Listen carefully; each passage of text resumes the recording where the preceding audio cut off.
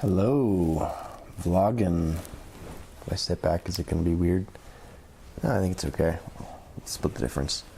Camera tweak. I just turned on lights. Also, I did use Premiere Rush last week, and it seemed to work better than even iMovie. So far, really good outlook for Premiere Rush. Yeah, I like it. Did I write this week? Yeah, I woke up a few times and wrote some ideas down. And then also, I know the thing that I need to rewrite, so I've been sort of pre-writing that. So I've been doing pre-writing, which doesn't mean drinking in this context, but usually it just means drinking. Did I read? Yeah, I spent the week going through all the stuff that needs to be rewritten that I have, and I read all of it thoroughly and took notes and stuff, and so I did that. So I read like probably eight scripts. What did I watch? Well, I watched the first episode of Maniac the other night because I just have been meaning to catch up on it. It's the Jonah Hill, Emma Stone Netflix thing. I'm going to give it another episode, but I was not super impressed. It just seemed like nothing. It seemed like nothing. I also watched the first episode of Get Shorty of the series, not the movie. And I'm going to start watching the series because I really liked the first episode of Get Shorty. So, and then the big thing was Always Sunny in Philadelphia had their season finale. Excuse me. And it was Mac Finds His Pride, and there's a 5-minute interpretive dance thing that his character does at the end that has no jokes in it. It's just this interpretive dance thing, and it's one of the funniest, most entertaining things I've ever seen in my entire life.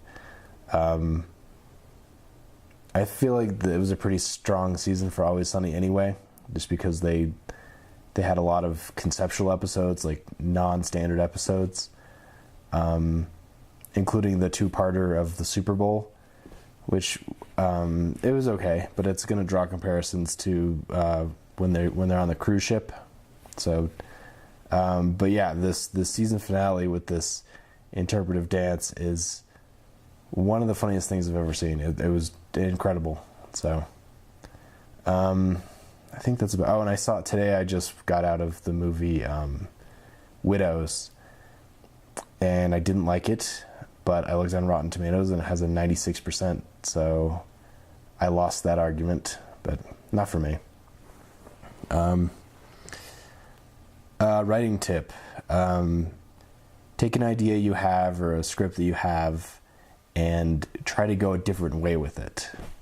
We do this a lot in our writers group for our project we're working on. We'll sort of like plot out what we assume would happen, and then we find parts that we can change it up. Like we can ruin the expectation, we can undermine the expectation, so that way there's a surprise. But I do this with other stuff too. Like I'll have a joke written and I'll be like, can I beat this joke? And I write a couple ideas to try to beat the joke, and then I go, well, what if I go a different direction with the joke? Does that help or hurt what I'm trying to do? Yeah, so just, nothing's perfect. You always could stand to adjust something. So it's really interesting when you sort of mess with what you think is established. So, yeah. But having said that, if it's working and everybody's telling you it's working, don't ruin it. So if everybody's telling you you're great on a thing, don't try to start over on it, because that's destructive, not constructive. So box office, I think I got 4 out of 5. So I got The Grinch, Bohemian Rhapsody, Overlord, Nutcracker, and I Said Girl in Spider's Web, but it was so unsuccessful that A Star Is Born beat it. But I think I've talked about, like, I just don't understand why The Girl in the Spider's Web exists as a movie at all. The American Girl with the Dragon Tattoo was very good. It didn't do well, but it was very good. And it was pretty clear after it didn't do well that they weren't going to make another one. So instead they try to do this weird reboot, but also try to reference the fact that it's The Girl with the Dragon Tattoo, even though it's completely different. It kind of reminds me of Hitman, when they rebooted Hitman. But at least that was the same person. Like, the character was Hitman. I'm not even sure the Girl in the Spider's Web is... I guess it is Lisbeth. Anyway, it's just like... I feel bad for everybody who worked on it, because they had to recognize that it's a carbon copy of something that everybody already agreed didn't work. Like, it's really hard to be optimistic when the better version has already been out and it didn't do well. Like, it's just, and maybe it would have stood a chance if they named it something else and didn't harp on the fact that it was a Girl with Dragon Tattoo story or something else, but just the fact that it's, I don't know,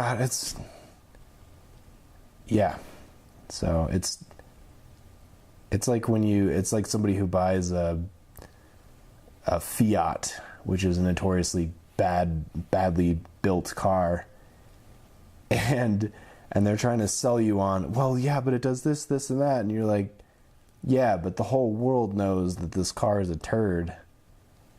Like, even if it wasn't a turd, you still have the stigma that it's a turd, but in reality, the car is a turd. Why are you trying to, like, you're having, like,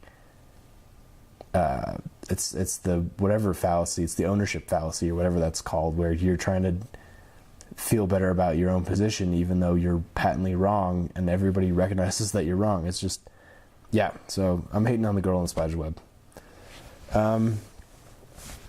This week, I think it's really obviously going to be Fantastic Beasts 2.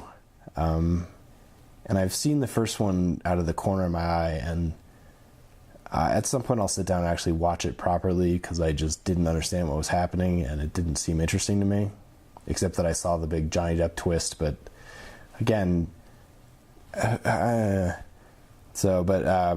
Beasts 2, The Grinch, Bohemian Rhapsody, Instant Family, whatever that is, and then Widows, which apparently is rated really well and everybody should go see. And I didn't like it, but it was also a pretty empty theater, so that's not boding super well.